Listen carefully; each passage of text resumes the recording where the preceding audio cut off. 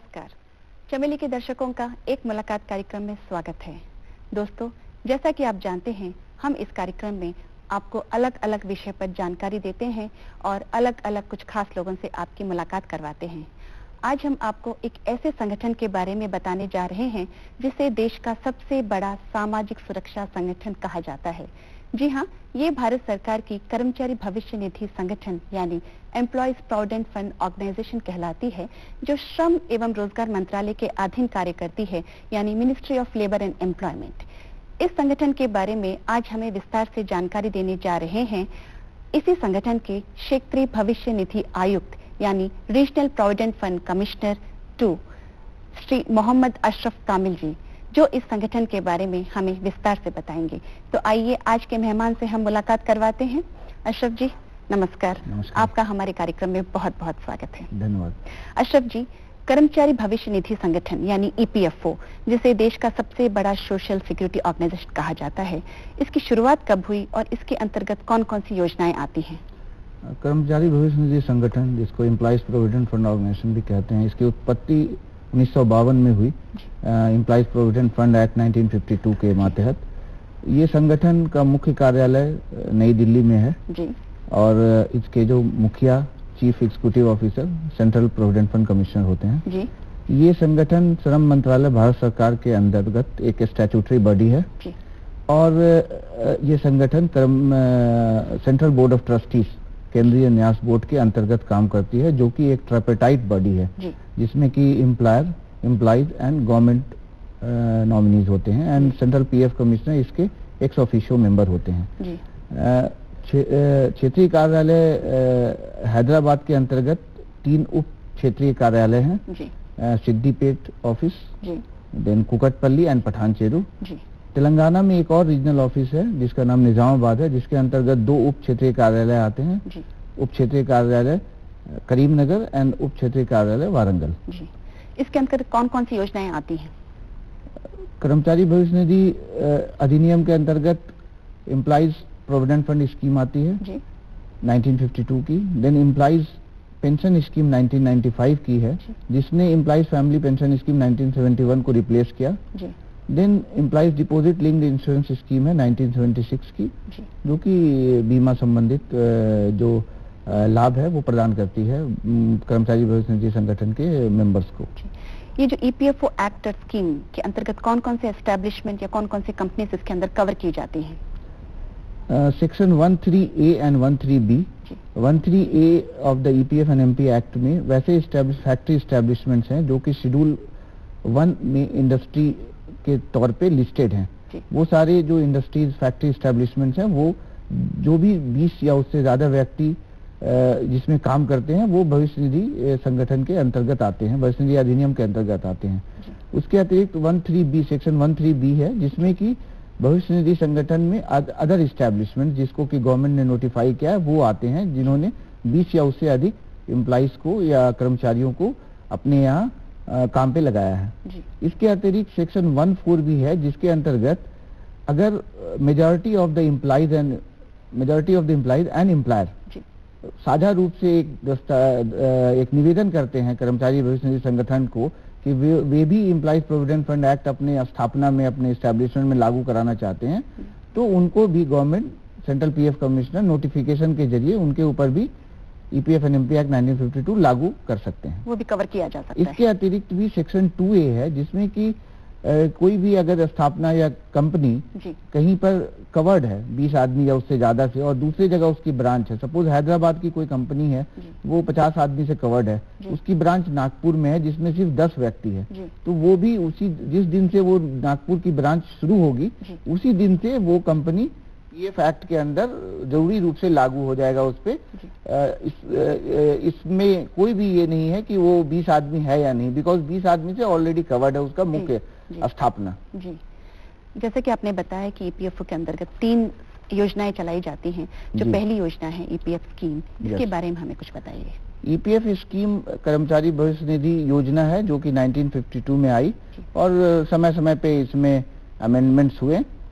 इसमें मुख्यतः हम जो एम्प्लॉइज हैं उनके ओल्ड एज रिटायरल बेनिफिट्स, उनके वर्किंग पीरियड में उनके जो डिफरेंट रिक्वायरमेंट्स हैं, जो ज़रूरतें हैं, उसको ध्यान में रखते हुए योजना बनाई गई है, गवर्नमेंट ने बनाई है। और समय समय पे उनको जो है आर्थिक जो भी एडवांसेस है या ये सब दिए जाते हैं। उसमें 68B है, पारा 68B of the EPF scheme, जिसके अंतर्गत उन्हें हाउसिंग के लिए या फ्लैट परचेज के लिए या जमीन खरीदने के लिए लोन दिया जाता है, जो कि नॉन रिफंडेबल लोन है। इसके अतिरिक्त 68H है, जिसमें कि अगर फैक्ट्री लॉकआउट हो जाता है तो उनको उनके भविष्य निधि के अंशदान से कर्मचारी के वो क्षेत्रीय आयुक्त या जो भी अधिकारी इसके लिए बनाए गए हैं वो उन्हें लोन एडवांस देते हैं। इसके अतिरिक्त 68J है, जिसके अंतर्गत अगर व्यक्ति बीमार पड़ जाता है तो वैसी स्थिति में भी उनको एडवांस दिया जाता है। उसके अतिरिक्त 68M है, सपोज इलेक्ट्रिसिटी पावर कट है, उस अवस्था में भी उनको दिया जाता है एडवांसेस। उसके अतिरिक्त 68L भी है, जिसमें अगर कोई नेचुरल कैलामिटी है या एक्स्ट्रा ऑर्डिनरी सिचुएशन है, फ्लड्स है, तो उस अवस्था में भी उनको एडवांस दिया जाता है। उसके अतिरिक्त 68N है, वैसे हैंडीकैप या फिजिकली चैलेंज एम्प्लॉइज जो कि अपने फिजिकली हैंडीकैप्सी को दूर करने के लिए कुछ उपकरण खरीदना चाहते हैं, तो उसके अंतर्गत उनको एडवांस 68N में, पारा 68N में दिया जाता है। इसके अतिरिक्त 68NN भी है, जिसमें कोई भी कर्मचारी अगर 55 इयर्स एज होने के बाद रिटायरमेंट हो रहा है तो रिटायरमेंट के 1 ईयर पहले वो 90% of the PF money withdraw कर सकता है 68NN में। इसके अलावा जो EPF एम्प्लॉइज पेंशन स्कीम है, इसके बारे में कुछ प्रकाश डालिए। एम्प्लॉइज पेंशन स्कीम के पहले एम्प्लॉइज फैमिली पेंशन स्कीम 1971 थी।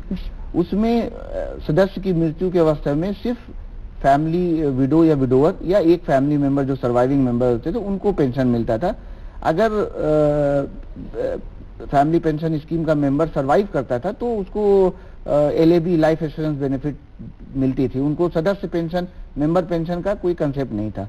1995 में भारत सरकार ने एम्प्लॉइज पेंशन स्कीम 95 लाया, जिसके जरिए सदस्य पेंशन का कंसेप्ट आया, मेंबर पेंशन।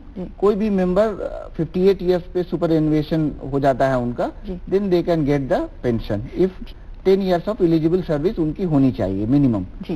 उसके अतिरिक्त वो रिड्यूस पेंशन भी ले सकते हैं। 50 साल की उम्र के बाद वो रिड्यूस पेंशन ले सकते हैं, बट उनकी जो पेंशन फिक्स होगी हर साल, जो कि 58 साल से कम है उनका एज, वो 4% के हिसाब से उनका पेंशन कम हो जाएगा। इसके अतिरिक्त सदस्य के मृत्यु के अवस्था में विडो पेंशन दिया जाता है, जो कि मेंबर पेंशन जो फिक्स होता है उसका 50% है। अभी subject to the minimum of 1000 हो गया है ये। उसके अतिरिक्त 2 चिल्ड्रेन को भी साइमल्टेनियसली 25 इयर्स तक मिलेगा। सपोज 4 या 5 बच्चे हैं तो पहला बच्चा जब 25 साल की उम्र प्राप्त कर लेगा तो थर्ड चाइल्ड को ऑटोमेटिकली ये मिलना शुरू हो जाएगा। लाइक दैट, अगर 4-5 चिल्ड्रेन है तो it will run like that. उसके अलावा सपोज मेंबर और उनकी विधवा या विडो और विधवा दोनों का देहांत हो चुका है तो ऑर्फन पेंशन भी मिलता है, जो कि विडो पेंशन का 75% होगा। ये पेंशन स्कीम के अंतर्गत जो स्कीम सर्टिफिकेट या फिर विड्रॉल बेनिफिट है, इससे क्या मतलब है? Withdrawal, suppose employees pension scheme में जो भी लोग कंट्रीब्यूट करते हैं, एम्प्लॉइज पेंशन स्कीम में वो सभी लोग मेंबर होते हैं जो कि एम्प्लॉइज प्रोविडेंट फंड स्कीम के मेंबर हैं, ऑटोमेटिकली वो EPS के मेंबर हो जाते हैं।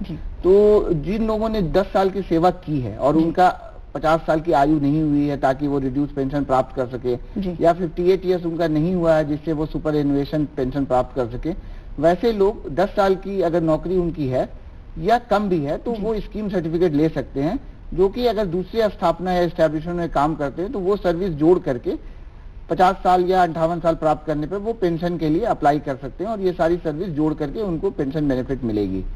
अगर कोई भी कर्मचारी 10 साल से कम नौकरी किया है उसने और वो स्कीम सर्टिफिकेट नहीं लेना चाहता है तो नौकरी छोड़ने के 2 महीने के बाद वो विड्रावल बेनिफिट भी ले सकता है, जो कि विड्रावल बेनिफिट उसको दिया जाएगा। It is not the same amount like PF के इंटरेस्ट के साथ पूरा अमाउंट वापस हो जाएगा, बिकॉज एम्प्लॉइज पेंशन स्कीम की जो खासियत है वो ये है कि pooling of resources and sharing of risk के बेसिस पे काम करती है।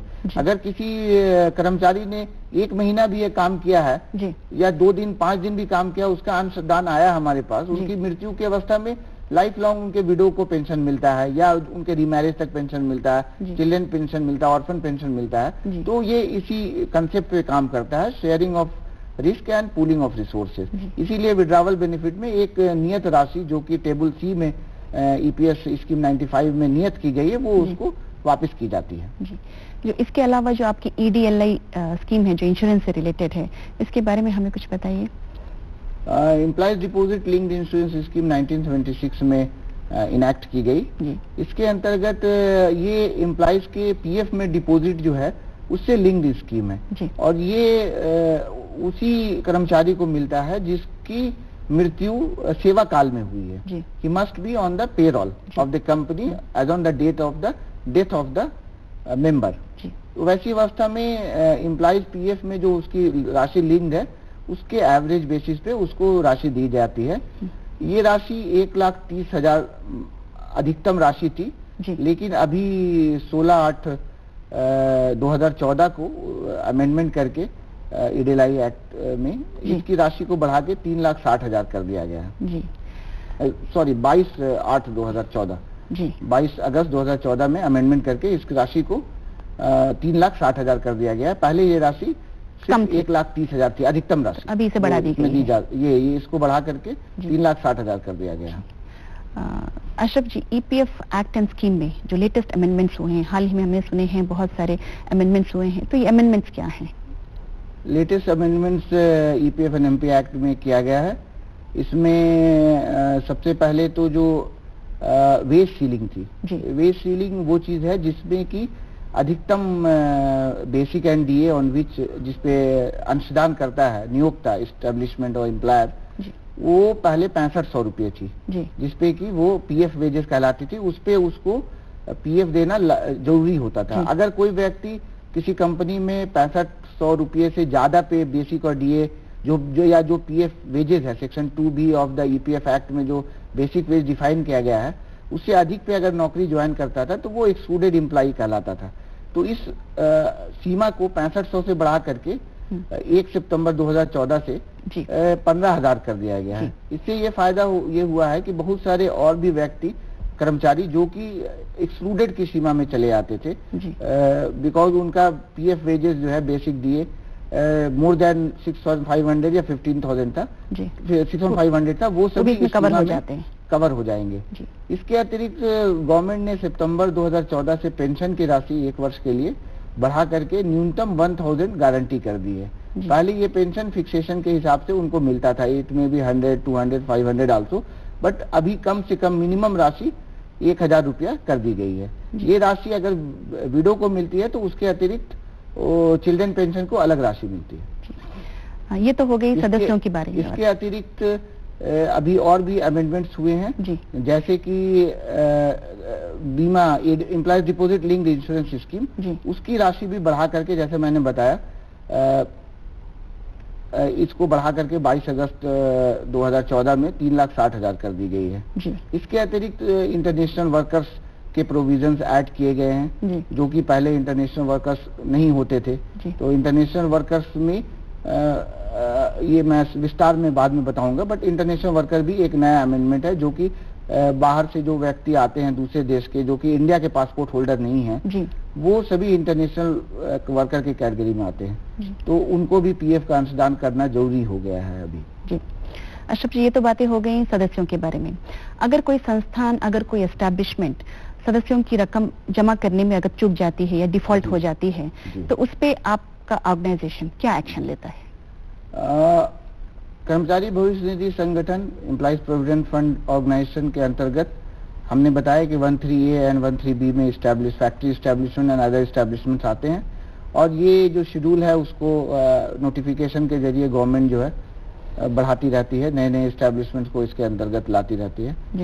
इसके तहत बहुत कंपनीज को हर महीने प्रोविडेंट फंड का अंशदान करना पड़ता है। 12% एम्प्लॉइज का शेयर उनको सैलरी से डिडक्ट करना पड़ता है, 12% एम्प्लॉयर कंट्रीब्यूट करता है, और एम्प्लॉयर का जो 12% कंट्रीब्यूशन होता है उसका 8.33% पेंशन फंड में जाता है।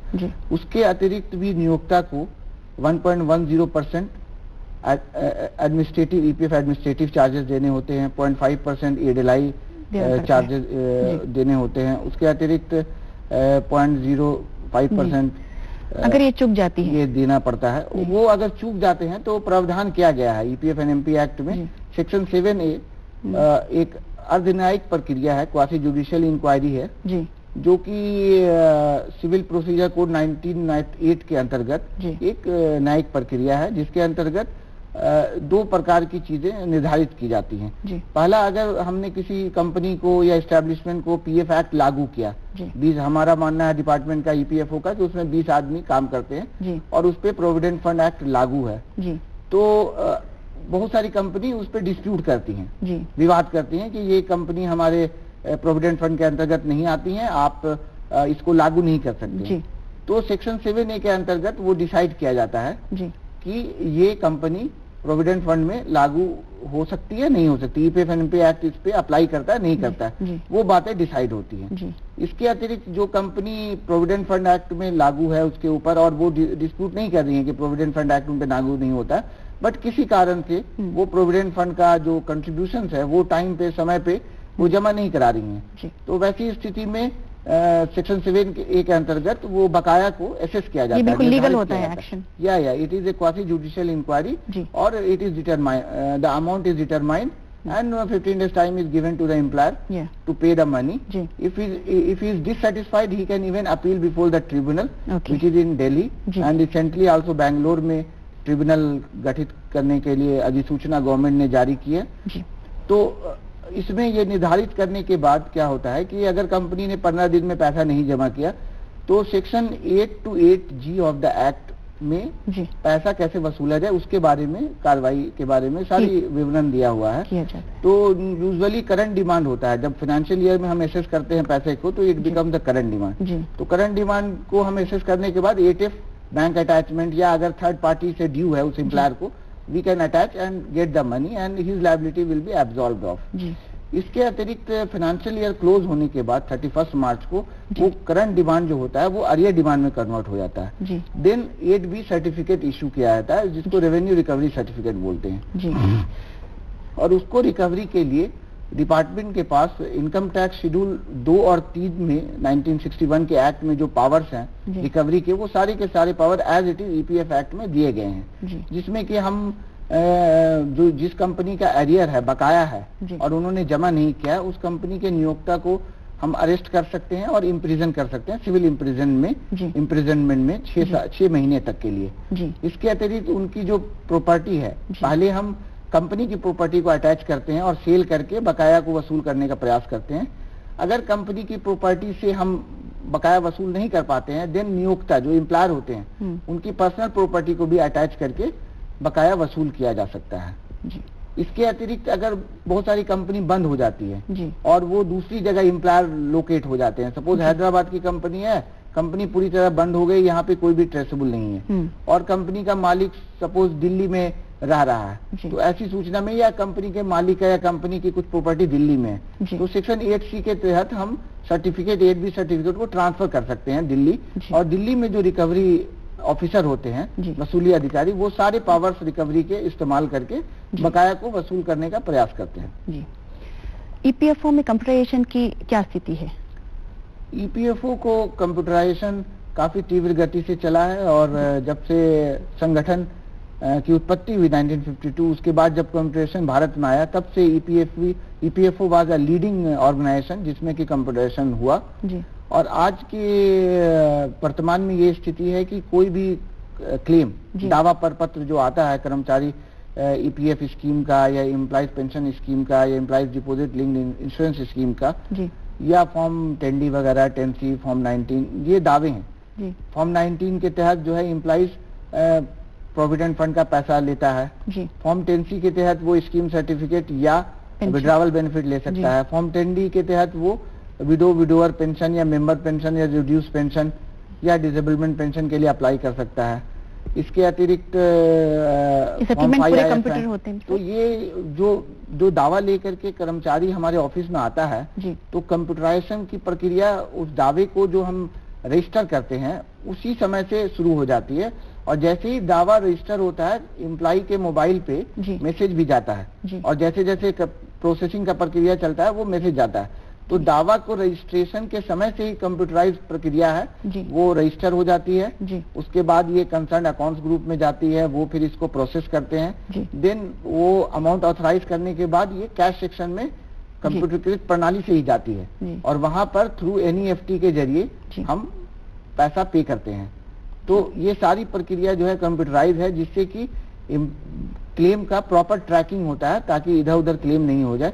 मैनुअल व्यवस्था में क्लेम इधर उधर गुम होने की संभावना ज्यादा होती थी और क्लेम को ट्रैक करने के लिए हमको फिजिकली वेरीफाई करना पड़ता था कि किस कर्मचारी, हमारे EPFO के कर्मचारी के पास कितने दावे पत्र पेंडिंग पड़े हुए हैं। लेकिन अब क्या है, ऑनलाइन होने से रियल टाइम बेसिस पे कौन कर्मचारी किस वक्त लॉग इन होता है, कितने दावा पत्र या क्लेम को वो सेटल कर रहा है, वो सारी चीजें पता चलती हैं। कब ये अकाउंट्स ग्रुप में सेटल हो गया, कब ये कैश सेक्शन में गया, कब कैश सेक्शन से चेक आपको एम्प्लॉइज को पेमेंट करने के लिए NEFT के जरिए जो है। और ये सारी इन्फॉर्मेशन मेंबर को टाइम टू टाइम मोबाइल में जाती है, ये मोबाइल पे जाती है, उनको पैसा जाने के बाद अमाउंट के डिटेल्स भी जाती हैं, चेक नंबर, ये सब मेंबर को अगर वो अपना मोबाइल नंबर भरते हैं, अपने क्लेम के ऊपर दर्शित करते हैं, तो उनको चली जाती है।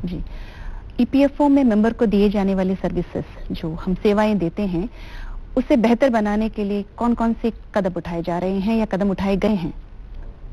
अभी एक सबसे बड़ी सेवा लागू की गई है। हमारे ज्यादातर ग्रीवांसेस होते थे कि ट्रांसफर क्लेम्स जो है वो एक ऑफिस से दूसरे ऑफिस में जाते थे। सपोज एक व्यक्ति, एक कर्मचारी हमारा प्रोविडेंट फंड में जो रजिस्टर्ड है, वो हैदराबाद की किसी कंपनी में काम कर रहा है, बाद में उसने वो हैदराबाद की कंपनी छोड़ दी और बॉम्बे की किसी कंपनी में ज्वाइन कर लिया। सपोज एजिस में काम कर रहा था, वो जा करके मुंबई में TCS में ज्वाइन कर लिया, तो उसका पैसा जो ट्रांसफर करना होता था वो फिजिकली चेक के जरिए जाता था और एनेक्सर के साथ में जो कि ट्रांसफर की विवरणी होती थी, उसका अमाउंट कितना है, पेंशन स्कीम में क्या उसकी सर्विसेज हैं, सैलरीज है, वो सारी प्रेषित की जाती थी दूसरे ऑफिस को। फिर दूसरा ऑफिस वो चेक को इनकैश करके उस मेंबर के अकाउंट में डालता था। ये सारे प्रक्रिया में कभी कभी विलंब होता था, कभी चेक मिसप्लेस हो जाता था, एनेक्सर के समय पे नहीं पहुंचता था, अमाउंट क्रेडिट EPFO ऑफिस में हो जाता था लेकिन मेंबर के अकाउंट में क्रेडिट नहीं हो पाता था। तो वो उसको दूर करने के लिए OTCP, online transfer claim portal की शुरुआत की गई, जिसके जरिए कर्मचारी ऑनलाइन क्लेम फाइल कर सकता है और कंपनी भी जो है डिजिटल सिग्नेचर के माध्यम से वो क्लेम को ऑफिस में प्रेषित करती है और ऑफिस भी ऑनलाइन इस क्लेम को दूसरे ऑफिस में पैसा और टेक्स्ट फाइल चला जाता है और उनके टास्क में दिखता है। तो ये सारी प्रक्रिया जो है ऑनलाइन ट्रांसमिट होती है। इससे बहुत ज्यादा एम्प्लॉइज के जो ग्रीवांसेज हैं हमारे, उसमें कमी आ रही है, क्योंकि ट्रांसफर की जो प्रक्रिया है वो पूरी तरह से कंप्यूटराइज्ड एंड ऑनलाइन हो गई है एंड ट्रैकिंग बहुत इजी हो गया है। जितने एनेक्सर के ऑफिस में आते हैं दूसरे ऑफिस के, वो दिखते हैं। एक बार कैश सेक्शन ने उसको अमाउंट को रिकनसाइल कर लेते हैं, then it goes and park in the DA, जो हमारे डीलिंग एसेट अकाउंट्स होते हैं उनके इस पे, and regularly we monitor so as to ensure that the amount receive from other offices in respect of transfer cases वो उनको credit दिए जा सके। इसके अतिरिक्त अभी माननीय प्रधानमंत्री जी ने एक यूनिवर्सल अकाउंट नंबर लॉन्च किया है, UAN 16 अक्टूबर 2014 को लॉन्च किया माननीय मुख्यमंत्री ने। श्रम सुविधा पोर्टल और universal account number. Universal account number से क्या फायदा होगा कि एम्प्लॉइज को अभी हम डायरेक्टली आइडेंटिफाई करेंगे। अभी तक क्या होता था कि हम एम्प्लॉइज को थ्रू एम्प्लॉयर आइडेंटिफाई करते थे, तो UAN के जरिए हम एम्प्लॉय को एक यूनिवर्सल अकाउंट नंबर दे रहे हैं और उनको हम प्रेरित कर रहे हैं एम्प्लॉयर को और एम्प्लॉइज को कि आप KYC, know your customer particulars like bank account, their Aadhaar, voter bank and other IDs को आप डालें, जिससे कि एम्प्लॉइज को हम डायरेक्ट आइडेंटिफाई करें और इन फ्यूचर सेवा बगैर एम्प्लॉयर के जरिए एम्प्लॉय को हम जब डिपार्टमेंट डायरेक्ट एम्प्लॉय को आइडेंटिफाई करेगी तो जो भविष्य निधि और अदर सेवाएं हैं वो एम्प्लॉय को डायरेक्ट प्रदान की जा सकती हैं। इससे दूसरा फायदा UAN से ये है कि मेंबर ऑनलाइन जो है UAN को एक्टिवेट करके ऑनलाइन जो बैलेंसेज है वो भी देख सकते हैं, मेंबर बैलेंस थ्रू UAN। इसके अतिरिक्त अगर मेंबर किसी दूसरी जगह नौकरी के लिए जा रहे हैं, ट्रांसफर हो रहे हैं, तो उन्हें क्लेम ट्रांसफर करने की OTCP के जरिए भी अब जरूरत नहीं है। वो उनको क्या करना होता है, सपोज एक कंपनी छोड़ के वो दूसरी कंपनी में ज्वाइन कर रहे हैं, तो वहां पे उनको क्या करना है कि फॉर्म 11 फिलअप करना है। फॉर्म 11 फिलअप करते वक्त जो भी कर्मचारी अपना यूएन नंबर बताएंगे, देन वो प्रीवियस जो अकाउंट में उनका प्रोविडेंट फंड का पैसा है वो ऑटो ट्रांसफर जनरेट होकर के नए अकाउंट से लिंक हो जाएगा। तो उन्हें जो है ओटीसीपी ट्रांसफर की जो प्रॉब्लम होती थी एक कंपनी से दूसरी कंपनी, बिकॉज अभी क्या हो गया, job scenario is totally change. Earlier days क्या होता था, एक आदमी एक कंपनी में ज्वाइन करता था and he retires from that company. Now people frequently change the job. You know the job profile, especially BPO section and IT sector and so many sectors. People keep on changing the job. Career के लिए वो regularly job change करते रहते हैं। तो उस अवस्था में उन्हें जो है ये बहुत बड़ी सुविधा मिल गई है यूनिवर्सल अकाउंट नंबर के जरिए। तो यूनिवर्सल अकाउंट नंबर में ये सबसे बड़ी सुविधा उनको मिली है। उसके अतिरिक्त श्रम सुविधा पोर्टल श्रम मंत्रालय ने लागू किया है, जिसके जरिए जो कंपनी डिफॉल्ट कर रहे हैं, पे नहीं कर रहे हैं, उनका डेटाबेस उनके पास है और वो कंप्यूटराइज प्रणाली के जरिए जो है ना निरीक्षण जो होगा, जो इंस्पेक्शन होगा, वो एक संचालित प्रक्रिया के जरिए होगा और रेगुलेटेड होगा। ऐसा नहीं है कि पीएफ इंस्पेक्टर को जहां मन हो रहा है वहां इंस्पेक्शन कर रहे हैं। इसके लिए एक प्रक्रिया बना दी गई है, जिसके जरिए श्रम सुविधा पोर्टल से वो ईपीएफओ को आता है, ईपीएफओ इसको प्रेषित करता है रीजनल ऑफिस या सब रीजनल ऑफिस को। वहां पे नोडल ऑफिसर हैं और नोडल ऑफिसर इसको फिर कंसर्न जो पीएफ इंस्पेक्टर्स हैं उनको अलॉट करते हैं। देन दो go and visit the establishment, inspect करके उसका जो रिपोर्ट है वो श्रम सुविधा पोर्टल में डायरेक्ट अपलोड करते हैं और उसकी एक हार्ड कॉपी ऑफिस को जमा करते हैं। इसके अलावा श्रम मंत्रालय ने लिन लेबर आइडेंटिफिकेशन नंबर भी दिया है। इससे क्या हो रहा है कि पीएफ में कवर्ड एस्टैब्लिशमेंट है, स्थापना ईएसआईसी में कवर्ड है, लेबर डिपार्टमेंट से कवर्ड है। इस तरह से जो विविध लेबर रिलेटेड जो कानून है, लॉज है, उसमें जो कवर्ड एस्टैब्लिशमेंट है उनको single identification number, labour identification number प्रदान किया गया है। बहुत सारी इंप्रूवमेंट हो गई है। एलआईएन के जरिए क्या होगा कि आप डायरेक्टली जा करके देख सकते हैं कि इस कंपनी का बाकी जो लेबर रिलेटेड डिपार्टमेंट्स है उन्होंने क्या रिपोर्ट्स दी है और नहीं दी है। अशरफ जी, जाते जाते हम आपसे एक आखिरी सवाल पूछना चाहेंगे। आप हमारे सदस्यों को या हमारे कर्मचारियों को क्या सलाह देना चाहेंगे या क्या संदेश देना चाहेंगे? इस एक चीज और मैं ऐड करना चाहूंगा, एक नई सेवा और दी गई है, वो है ऑनलाइन रजिस्ट्रेशन ऑफ एस्टैब्लिशमेंट। पहले क्या होता था कि एस्टैब्लिशमेंट को पीएफ या तो इंस्पेक्टर लेके आते थे या उनको दफ्तर में जमा करना पड़ता था कवरेज प्रोफार्मा और उनको पीएफ कोड नंबर इशू किया जाता था। इस प्रणाली में बहुत सारी कंप्लेंट्स आती थी कि हमको टाइम पे कोड नंबर नहीं दिया जा रहा है, but now it is online so they can register it. हम एम्प्लॉइज और एम्प्लॉयर से यही निवेदन करना चाहेंगे कि यूएन को, एम्प्लॉइज को स्पेशली यूएन को आप एक्टिवेट करें और मेंबर पासबुक में जा करके देखें आपका लेटेस्ट जो भी ये है। एम्प्लॉयर्स ऑनलाइन आपको सब मिल जाएगा। ऑनलाइन सब मिल जाएगा। एम्प्लॉयर्स को हम निवेदन करेंगे कि आप जितने भी कर्मचारी हैं आपके डायरेक्ट या इनडायरेक्ट सबको पीएफ में ये करें और जो यूएन के केवाईसी पार्टिकुलर्स है ज्यादा से ज्यादा आप फिलअप करें। और अगर कोई ज्यादा जानकारी चाहिए तो ईपीएफ ऑनलाइन वेबसाइट है epf.com ये है। और अगर किसी कर्मचारी को अगर कोई ग्रीवांस है तो वो ईपीएफ आईजीएमएस पोर्टल पे आकर लॉग इन कर सकता है, या भविष्य निधि अदालत हमारा हर 10 तारीख को भविष्य निधि अदालत होता है, उसमें वो अपना ग्रीवांस देके उसका निपटारा करता है डिपार्टमेंट। अशरफ जी, आप हमारे कार्यक्रम में आए और आपने बहुत विस्तार से हमें ईपीएफओ के बारे में बताया। हम आपके बहुत बहुत आभारी हैं और बहुत सारी शुभकामनाओं के साथ हम आपका बहुत बहुत धन्यवाद करते हैं। बहुत बहुत धन्यवाद हमें अवसर देने के लिए। धन्यवाद।